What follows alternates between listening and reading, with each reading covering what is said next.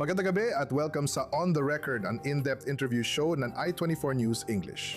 Ipinakakita ng digmaan laban sa Iran ang bagong antas ng kooperasyong militar ng Estados Unidos at Israel. Unang beses sa kasaysayan na magsanib puwersa ang Amerika at Israel, sabay nilang kinordina ang mga galaw at nagtamo ng tagumpay sa labanan habang pinahina ang militar ng Iran. Ngunit tila hindi naman nauuwi ang walang kapantay na pagkakaisa sa militar na ito sa ganap na koordinasyong diplomatiko. Madalas lumitaw ang hayagang hindi pagkakaunawaan ng mga leader ng Israel at Amerika tungkol sa mga tuntunin ng isang kasunduan sa Iran para tapusin ang digmaan. Ayon sa ilang ulat, ang mga hindi pagkakaunawaan ay nagdulot ng matinding palitan ng salita kina Pangulong Trump ng US at punong ministro Netanyahu ng Israel na nagbubunsod ng tanong sa kinabukasan ng koordinasyon ng US at Israel sa harap ng mas matapang at radikal na rehimen ng Iran. Para ipaliwanag ito, kasama ko ngayong gabi si Michael Oren.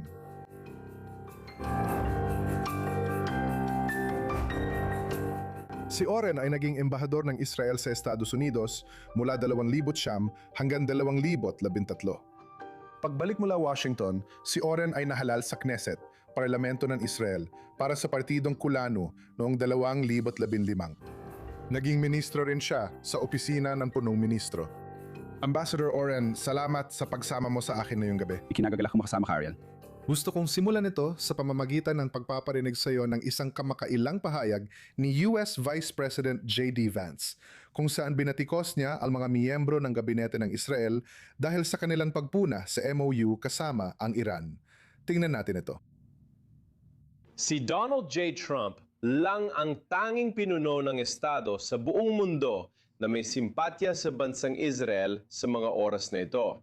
Pinuno siya ng pinakamakapangyarihang bansa sa mundo.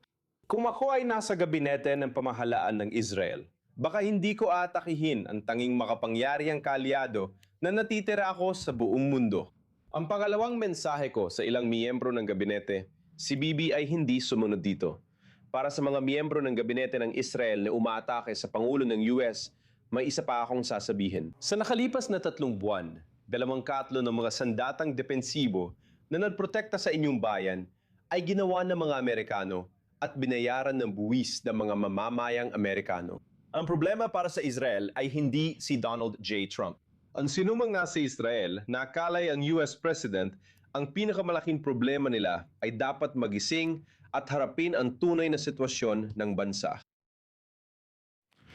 Kaya gaya ng narinig natin kapag sinabi ni J.D. Vance na ang US ang natitirang pandaigdigang kapangyarihan na simpatetico pa rin sa Israel, mali ba siya? Hindi tugma sa katotohanan ang sinabi niya. Sige. Isang araw bago magsimula ang digmaan, bumisita si punong ministro Modi ng India sa Israel.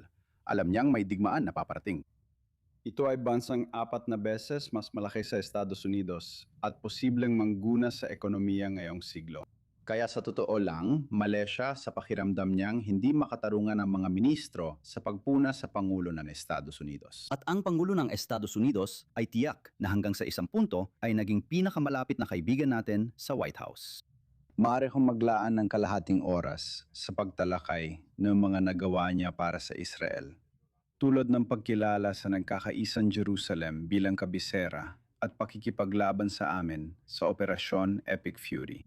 Tama yon, sa palagay ko, mas mainam para sa mga ministro na huwag maglabas ng ganong pahayag at mas mabuting manahimik na. Hindi ito nakakatulton kahit unti. Pero kung ganon, si Donald J. Trump ay hindi magiging unang Amerikanong presidente na nagkaroon ng problema sa matindi at magulong kalikasan ng politika sa Israel. Ang rodeo, dahil hindi sila Amerikano, hindi nila alam na habang pumipili ng gabinete ang presidente, lahat ng miyembro nito ay tapat sa presidente. Na wala tayo sa ganitong sistema. Mayroon kaming sistemang koalisyon kung saan bawat ministro ng gabinete ay maaring maging karibal ng punong ministro at palaging nangangampanya. Alam mo yung sikat na librong Team of Rivals ni Doris Kearns tungkol kay Lincoln? Hindi alam ng mga Amerikano yon, okay? Ang punong ministro ng Israel ay palaging nakasakay sa bronco sa rodeo na yon. Ganyan din ang mga ministro. Oo, Sabi nila ang Israel daw ay walang foreign policy, puro internal politics lang. Lahat naman ng bansa ay ganun. Sa totoo lang, sa tingin ko hindi yon patas. Isa yung linya ni Kissinger at sa totoo lang hindi yung patas na parang ang Estados Unidos na parang si Pangulong Trump ay hindi ginagawa ang ginagawa niya sa Iran dahil nag-aalala siya na matalo sa midterm election. Sige, sabi mong hindi ito kakaiba, pero gusto ko lang malaman kung may totoong hidwaan ba kina punong ministro Netanyahu at Pangulong Trump o pinalalaki lang ito ng media gaya ng madalas nilang gawin sa ganitong issue. At ang sagot sa tanong na yan ay maaring oo. Nakita na natin dati, nagkaroon na ng hidwaan ng dalawang ginoong ito na madalas nagdudulot ng kalituhan sa mga Iranian at iba pa. Hindi natin alam, hindi ko alam. Mukhang may isang napakapublikong hidwaan. At sa tingin ko, mas lantad o mas malalim ang hidwaang ito kaysa sa mga nakita natin noong mga nakalaang panahon. Kung titingnan ang Memorandum of Understanding ng Estados Unidos at Iran, makikita na hindi kinonsulta ang Israel ayon sa dokumento. Hindi tinatalakay ang pangunahing issue na inilatag ng dalawang bansa sa simula ng digmaan na hindi lang basta alisin ang nuclear program ng Iran at ang ibig ko sabihin ay alisin talaga, buwagin, hindi lang ipagpaliban ng 10, 20 taon tanggalin ang tinatawag ng Pangulo na nuclear dust. Pinag-uusapan natin dito ang libu-libong libra ng highly enriched uranium, sapat para sa maraming mga sandatang nuklear. Alisin ang ballistic missile system ng Iran o ang programa nito at itigil ang suporta ng Iran para sa tinatawag nilang, sa palagay ko, euphemistically, mga proxy. Ang pinag-uusapan natin dito ay terorismo. Ang Iran ang pinakamalaking taga-suporta ng terorismo sa buong mundo. Walang nabanggit tungkol dyan sa MOU. Sa katunayan, hindi man lang nabanggit ang Israel sa MOU. Ang ginagawa ng MOU, Sawari, ay pinipigilan ang kilos ng Israel sa Lebanon. Ngayon, Dito ang administrasyon ay nagtatrabaho, sabihin na natin sa magkabilang panig. Sabi nila sa mga Iranian, papayag kami na isama ang Lebanon sa kasunduan. Sinusuportahan nito ang pagbubukas ng MOU na nagsisimula sa Lebanon. isa itong talata dito. At ang Lebanon, Tama? At sinasabi nila, alam mo, wala. Ang sinasabi talaga nila ay hindi bubuksan o muling bubuksan ang Strait of Hormuz. Maliban na lang kung nakatali ang mga kamay ng Israel sa pakikipaglaban sa Hezbollah. Ang Hezbollah ay ligtas at ang de facto na hegemonya ng Iran ay kinikilala. Yan ang sinasabi nito. okay, Iyan ang sinasabi nito. Masigasig namang nagtrabaho ang Estados Unidos para makamit ang kasunduang pangkapayapaan sa Lebanon. tama, kaya pupunta tayo sa Lebanon. Ayokong unahan ang usapan pero gusto ko lang ituloy dahil nabanggit mong may hidwaan. Sa tingin mo, ano ang sanhi ng pagkakabiyak? Halimbawa, maaari mo bang tukuyin ang isang sandali sa panahon na masasabi mong dito talaga nagsimulang lumihis ang relasyon? At idagdag ko na rin ang isang tanong kaugnay niyan. Sa karanasan mo, nasaksihan mo na ba ang ganitong kabigat na pananalita o kahit pagmumura kay punong ministro Netanyahu o kahit mula kay Pangulong Trump? Sinabi ko sa isang tao sa labas ng studio na nasa kakaibang sitwasyon tayo sa relasyon natin sa Estados Unidos at sa mundo. Sabi ko, hindi yun totoo. Matapos ang digmaang Yom Kippur, kalahati ng ekonomiya natin ay napunta sa bayad utang sa digmaan. Doble ang dami na namatay noon kaysa sa digmaang ito. Kabilang ang Oktubre, 7 sa loob ng 3 linggo, kahit 1/4 lang noon ang populasyon natin. Wala tayong relasyon sa China, wala rin tayong relasyon sa Soviet bloc. 3 milyong Hudyo ang naipit sa likod ng Iron Curtain at 24 na bansang Aprikano ang pumuton ng relasyon sa atin noon dahil sa Arab oil boycott. Wala tayong kasunduang pangkapayapaan sa Ehipto, wala tayong kasunduang pangkapayapaan sa Jordan. Pwede ko pa itong ituloy. Naranasan na natin ang napakahirap na sitwasyon sa bansang ito noon. Kaya hindi ko sinasabi na hindi tayo nasa mahirap na kalagayan ngayon. Ulitin ko, hindi pa natin nasasagot ang tanong mo. Pasensya, Ariel, pero ngayon lang sa kasaysayan natin sa Estados Unidos na wala tayong malalapitan. Anong ibig sabihin yan? Sa tuwing nagkakaharap tayo sa isang presidente o nagkakaharap tayo sa Kongreso, pupunta tayo sa Kongreso laban sa presidente o ang presidente laban sa Kongreso. Hindi na natin magagawa yon kasi halos wala na tayong kakampi na kinatawan o senador laban kay Donald Trump. At hindi rin tayo makalapit sa mga demokratiko. Wala na tayong magagawa o mapagsumbungan. Kakaiba talaga ito sa kasaysayan natin.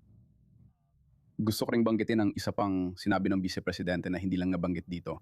Kung saan sinabi niya, alam mo, ang Estados Unidos at Israel, minsan nagkakasundo tayo sa ilang bagay, pero magkaiba tayo ng mga interes. Para sa akin, totoo ang pahayag na yun. Isang tautolohiya. Malaki ang Estados Unidos at malayo ito sa gitnang silangan. Hindi ito ng angganib na agad-agad lipulin ng Iran. At kami, alam mo na, kami ay nasa mismong bakuran ng Iran at kami ay nanganganib sa ganong paraan. Sa tingin ko, doon talaga yon nauuwi. Sagutin ko na tanong mo, pasensya na. Ano ang hangganan? Ano ang naging hangganan? Ayon sa mga source ko, ang naging hangganan ay noong mapabagsak sa Iran ang sinasakyan ng piloto. Ngayon, pag-isipan mo ito. Isa yung malaking operasyon ang pagsagip sa piloto na yon at sa kabutihang palad, siya ay nailigtas. Sa palagay ko, hindi pa inilalantad sa publiko ang papel ng Israel sa pagsagip kahit malaki ang naging ambag nila. At kung ang pilotong iyon ay nahuli at ipinagparada sa mga kalye ng Tehran at pinahiya, at marahil mas malala pa roon, siguradong hindi na makakayanan ng Pangulo ang pressure na tapusin ang digmaan, hindi niya ito matitiis. Ngayon, isipin mo ito, isang bansa ay sasabak sa digmaan at tatapusin ito, basta't mawala lang ang isang piloto bilang bihag. Kaya palagi kaming parang nakasabit sa napakanipis na sinulid sa digmaang ito, kasama ang Pangulo. Marami naging pagkakamali, kabilang ang kakulangan ng paliwanag ng administrasyon sa digmaang ito sa mga Amerikano. Sa totoo lang, madali naman sana itong ipaliwanag. Sinabi ko sa publiko na pakadaling patunayan ng kaso dahil sa Estados Unidos at Iran. Literal na libong beses nang gumawa ng kilos ng digmaan ang Iran laban sa Estados Unidos. Simula 1,979, hindi lang isang beses. Kaya kapag may nagsasabing illegal ang digmaan, napapakamot na lang ako. Saan nga ba nagkaroon ng hidwaan dahil sa pagbagsak ng piloto? Sa oras na yon, kumakalas na ang Pangulo sa digmaan.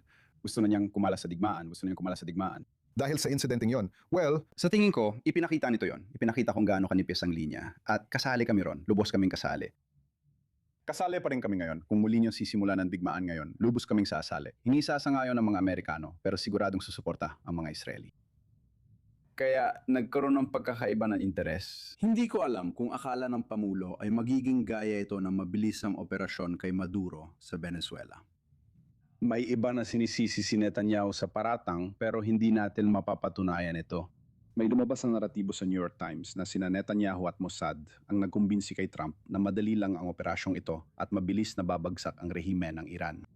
Hindi natin alam yan. Matagal na ako sa politika, diplomasya at kasaysayan. Kaya masasabi kong hindi dapat bumuo ng teorya based lang sa isang artikulo sa New York Times. tungkol sa mga artikulo, gusto kong basahin ang isinulat mo sa op-ed na walang pagpipilian ang Israel kundi isugal ang lantad na labanan kay Trump.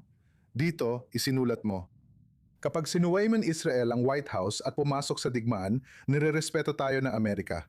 Kapag sumunod tayo at nagpakita ng pagpipigil, hinahamak tayo ng Amerika. At pagkatapos, sinabi mo na dapat ipakita ng Israel na hindi ito isang basalyo ng US o ang ika-51 na estado nito, kundi isang soberanong bansa na may matibay na tungkulin na ipagtanggol ang teritoryo at mga mamamayan nito. Sa huli, kung ang kasaysayan ng ating gabay, igagalang tayo ni Trump dahil dito. Kaya anong ibig sabihin ng sumuway sa White House na atakihin ang Iran ng walang pag-apruba, pahintulot o koordinasyon mula sa Amerika? Ano? Pag sinabing sumuway o isugal ang lantad na alitan kay Trump, ano ibig sabihin nun? Ganito. Kung gusto mong talakayin ko ang buong kasaysayan, pero ang isinulat ko doon ay totoo. Nakapagdigma kami noong 1948 at 1956, 1967, laban sa kagustuhan ng Estados Unidos. Noong 1970, isa sa unang digmaan sa Golpo, sumunod kami sa Amerika at hindi nakipagdigma. At sa maraming operasyon na ginawa namin laban sa Hezbollah at tiyak na laban sa Hamas, palaging sinasabi ng Estados Unidos na itigil namin ito. Sinabihan kami ng Amerika na itigil ang bawat digmaan at bawat operasyon na ginawa namin simula pa noong 1956. At sa bawat pagkakataon na sumunod kami sa panggigipit na yon, ang nakuha lang namin ay panghamak. Sa tuwing sinuway namin, nakamit namin ang respeto. Halimbawa, digmaan ng 67. Ayaw ni Pangulong Johnson na makidigma kami, pero naging malaking kaibigan siya ng Israel sa ikapitong araw ng digmaang yon. Ngayon, sa 2026, ano ang kahulugan ng pagsuway sa White House? Ayon sa White House, kung magpapatuloy ang Hezbollah na gawing hindi matirhan ng hilagang bahagi ng bansa, dapat tayong maging tapat tungkol dito. Hindi ko alam kung may mga anak ka, pero kung meron, Ariel. Meron akong 2 maliliit na anak. Sige. Lilipat ka ba sa Matula? Hindi. Yun naman punto ko. Hindi matirhan ang hilagang bahagi ng bansang ito na banta hindi lang sa estratehiya, kundi sa pag-iral ng bansa. Kapag nawala sa atin ang hilaga, tapos na tayo. At malalaman yan ng Hezbollah dahil ang mga rocket ng Hezbollah ay kayang umabot lampas pa sa hilagang Galilea. Kayang abutin ng Ashdod, Ashkelon. At maintindihan nila yon. Kaya ito ay isang banta sa mismong pag-iral natin. Wala tayong puwang umatras at kailangan nating ipagtanggol ang hilaga.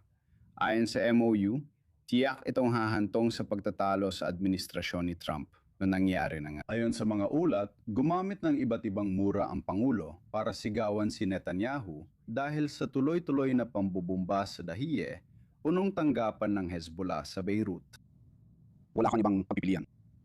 Hindi lang ito tungkol sa pampulitikang kaligtasan ni Netanyahu. Kung hindi niya gagawin, tiyak matatalo siya sa eleksyon. Tungkol din ito sa kaligtasan ng bansa. Kaya kailangan nating manindigan at sa tingin ko, sa huli, kung maninindigan tayo para sa ating sarili at hindi tayo susuko sa ganitong uri ng pressure, mas makakakuha tayo ng respeto kaysa kung hindi natin gagawin.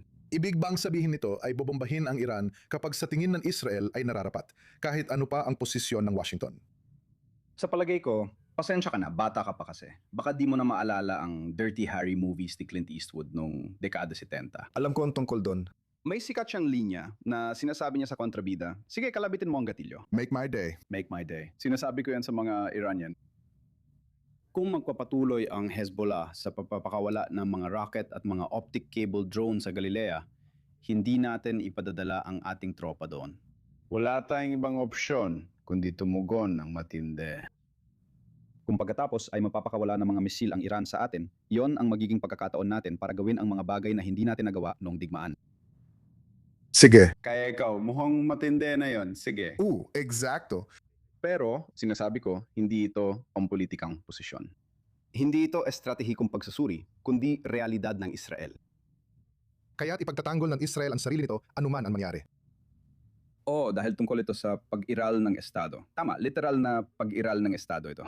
Walang sinuman, kahit ikaw o ang mga may maliliit na anak, ang lipat sa Matula o Kiryat Shmona bukas. Ngayon, ikaw, hindi lang ikaw, pati na rin ang MOU ay nag-uugnay sa Iran at Lebanon. At gusto kong dalhin ka, sa totoo lang, nakikita natin ang administrasyon ni Trump nagipapadala ng dalawang magkaibang mensahe. Una, may landas na pinamunggunahan ni J.D. Vance sa mga negosasyon sa Iran, ang MOU, na gaya ng sinabi mo sa unang talata nito, ay nagbibigay sa Tehran ng halos huling desisyon tungkol sa sitwasyon sa Lebanon. At pagkatapos, meron kan ibang kasabay na landas na isinulong ni US Secretary of State Marco Rubio ng pantataguyod ng direktang negosasyon sa pagitan ng Israel at Lebanon. Una, para sa pag-aalis ng armas ng Hezbollah at pagkatapos ay maaring para sa kapayapaan. Kaya ang tanong ko, sa isang banda, maaring magmukhang hindi magkakaugnay ang estratehiya na ito o sa kabilang banda, maaring isa itong uri ng panlilinlang? Parang isang paraan para hikayatin ang Iran na pumirma sa MOU sa pamamagitan ng pagsasabi, heto, meron kayong koneksyon sa Iran. Sa totoo lang, kapag sinunod ang alternatibong paraan sa pagitan ng Israel at Lebanon, maipapakita sa mga Iranian na dalawang soberanong bansa ang nagkasundo. Hindi natin pwedeng ipilit at hindi rin ninyo pwedeng ipilit ang gusto ninyo sa kanila. Dapat nating hayaan ang proseso na umusad mag-isa. Alin sa mga senaryong ito ang tinitingnan mo? Ang sagot muli, kakulangan ng estratehiya. Parehong sagot. Gusto mo ng isa o ang isa pa? Sa totoo lang, pareho. At ito ay klasiko. May estratehiya at ang estratehiya. Klasiko ito. Klasikong Donald Trump talaga, lagi niyang ginagawang hindi siguradong lahat. Di mo alam ang susunod niyang hakbang. Sinusuportahan ba niya ang linya ni J.D. Vance? Suportado ba niya ang linya ni Rubio? At nalilito ang lahat. Alam mo, may tayak na benepisyo doon. Sa maraming taon ng pagpuna ko sa depensa ng Israel, naging sobrang predictable tayo. Si Donald Trump ay madalas hindi mahulaan. Sige. Dito sa Israel, kailangan naming maghanda para sa lahat ng posibleng mangyari bilang aming pananagutan, bilang isang soberanong bansa. Kung sakaling magkasundo ang Estados Unidos at Iran sa MOU, maliit ang posibilidad, pero kailangan naming maghanda. Kapag nangyari ito, makakakuha ang Iran ng $10 bilyong na alam natin kung saan gagamitin. Maaring mantala ang nuclear program, ngunit hindi matutugunan ang iba pang layunin gaya ng ballistic missiles at suporta sa terorismo. Kailangan nating maghanda para sa susunod na digmaan laban sa Iran. Tama, isa yan sa mga paraan. Isa pa, sinusubukan ng administrasyon na pahabain ito lampas Nobyembre midterm elections. Pagkatapos, mas malaya na ang Pangulo na magdesisyon at tapusin ito. Hindi ko iniisip na ganun katanga ang mga Iranian para maghintay na mangyari yun. Makipag-away sila kay Donald Trump bago pa yon para tumaas ang presyo ng gasolina sa US at bigyan ng mas malaking tsansa ang mga demokratiko na manalo sa midterm elections. Hindi natin alam. Ang sigurado natin, kinikilala ng kasunduang ito sa Lebanon ang presensya ng IDF sa timog ng bansa at hindi ito humihiling ng pag-atras. Kinikilala bilang. Ang crawl ay hindi nga kabilang sa mga nangguna. Oo, Napakaganda talaga. Malaking tagumpay ito at kinikilala ang ating karapatan at tungkulin na ipagtanggol ang sarili laban sa Hezbollah. Nananawagan din tayo ng pagdidisarma ng Hezbollah. Ngayon, maganda lahat yan, pero sa huli, ang daan papuntang Beirut ay dumadaan sa Tehran, Islamabad at Doha. Dahil hindi talaga magkakaroon ng solusyon para sa Lebanon hanggat hindi mo nasosolusyunan sa kahit anong paraan ang banta mula sa Iran.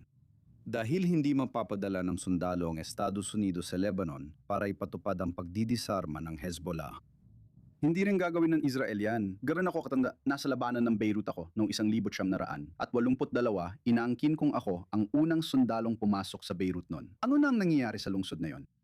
Hindi naging maganda ang resulta para sa amin, kaya di na namin planong sakupin ulit ang Lebanon. Hindi pa kayang tanggalan ng armas ng Lebanon at ng hukbong sandatahan nito ang Hezbollah. Maganda itong tingnan sa papel at kinikilala ang presensya natin sa Timog Lebanon. Pero magpapatuloy pa rin ang laban. iyon muna tungkol sa Iran, Lebanon. Bago ko ituloy ang susunod, gusto ko lang ng maikling sagot kung pwede. Ano ang kailangan gawin ng Israel na yon para hindi na lalo pang masira ang relasyon nila sa Estados Unidos? Alam mo, sa Hebreo may kasabihang piyachat sham al piyat sodek. Maging matalino, hindi lang tama. Ano ang matalinong hakbang ngayon para sa Israel kaugnay ng relasyon nito sa Estados Unidos? Kailangan ng mga nasa administrasyon na, alam mo yun, maghinay-hinay muna. Maghinay-hinay at tingnan ko anong mangyayari. Sa tingin ko, napakaliit ng posibilidad na may lalabas na anumang resulta mula sa MOU na ito. Siguro kahapon lang pumunta sina Gino Ong Witkoff at Jared Kushner sa Doha para makipagkita sa mga Iranian pero hindi sila hinarap. Maganda ito para sa Israel pero hindi natin dapat sabihin yan. Dapat nating panatilihing tahimik ito, ipagpatuloy ang pagpapatupad ng soberanya at tungkulin sa hilaga, protektahan ito hanggat kaya at maghanda sa susunod na laban. Noong huling bahagi ng Pebrero at unang bahagi ng Marso, umaasa kami noon na magkakaroon ng malaking pagbabago sa tradisyonal na takbo ng Israel. Ang takbo ng mga pangyayari na alam mo na ay palipat-lipat tayo mula digmaan hanggang digmaan. Minsan napapaniwala natin ang kalaban na makipagkapayapaan sa atin, minsan hindi. At sa pagitan nun, nabuo natin ang isa sa mga pinakamaunlad na bansa sa mundo. Isa sa mga pinakamaunlad na estado ng bansa sa buong mundo. Yun ang naging paraan natin. Akala ko magbabago ang mga bagay at magkakaroon ng rehiyonal na kapayapaan. Israel at Lebanon, Israel at Syria, Israel at Saudi Arabia, at baka pati Israel at Iran. Muling naibalik ang Pax Americana mula silangang Mediterranean hanggang baybayin ng Ganges. Iyon talaga ang naging pangitain. Sige, hindi natin makukuha yon. Maaring gumalik tayo sa dating estratehiyang mowing the lawn, pero dapat tayong maganda. At kailangan din nating maghanda para dun sa sitwasyon na maaring hindi sumama sa atin ang Estados Unidos at malamang ay hindi nga at gaya ng sinabi ko kanina, wala tayong masasandalan sa Estados Unidos. Kailangan nating palawakin ang ating mga katuwang sa patakarang panlabas, gaya ng India. Dapat tayong maging malaya sa paggawa ng bala at armas at huwag umasa sa ibang bansa. Kailangan nating alisin ang ating pag-asa sa tulong militar ng Amerika na matagal ko nang isinusulong, ilang taon na rin ang nakalipas. Marami pa tayong dapat gawin para sa susunod na yugto. Tama, huwag tayong magpabaya at laging maghanda. Lilipat na tayo sa rapid fire segment ng palabas. Magpapakita ko ng 3 larawan at sabihin mo agad ang unang naiisip mo.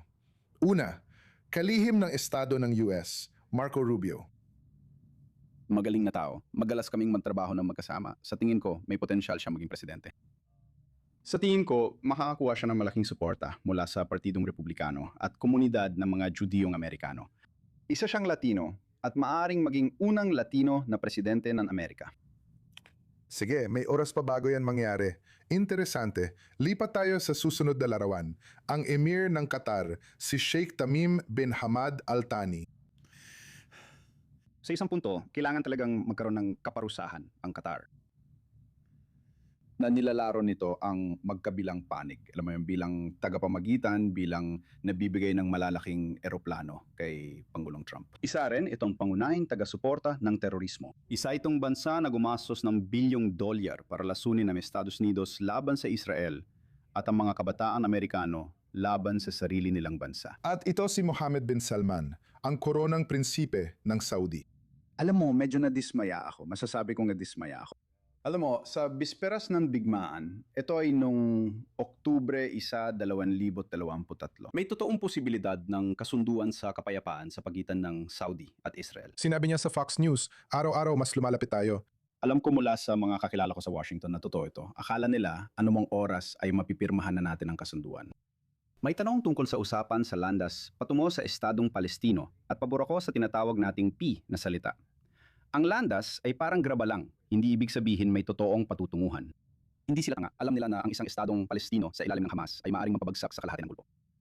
Handa na silang gawin ng kasunduan. Pagkatapos ng Oktubre, 7 pinantibay ng Abraham Accords ang paniniwala sa kapangyarihan at katatagan ng Amerika at ang kagustuhang ipakita ito. Sa tingin ko, marami ng duda sa kagustuhan ng Amerika na ipakita ang kapangyarihan nito sa matagalang panahon. Sa tingin ko, halos wala ng chance ngayon na sumali ang mga Saudi sa mga kasunduang ito. Sa totoo lang, magugulat ako kung hindi ngayon pipila ang mga Saudi para makipagkasundo sa Iran. O sige, kailangan talaga nating makita kung paano ito mangyayari. Pero hanggang dito na muna tayo. Gusto kitang pasalamatan muli, Ambassador Michael Oren, sa pagsama mo sa akin ngayong gabi. Manood ulit sa susunod na linggo dito sa On The Record. Panurin ang episode na yon at mga nakaraan palabas sa YouTube at Spotify. Salamat sa panonood.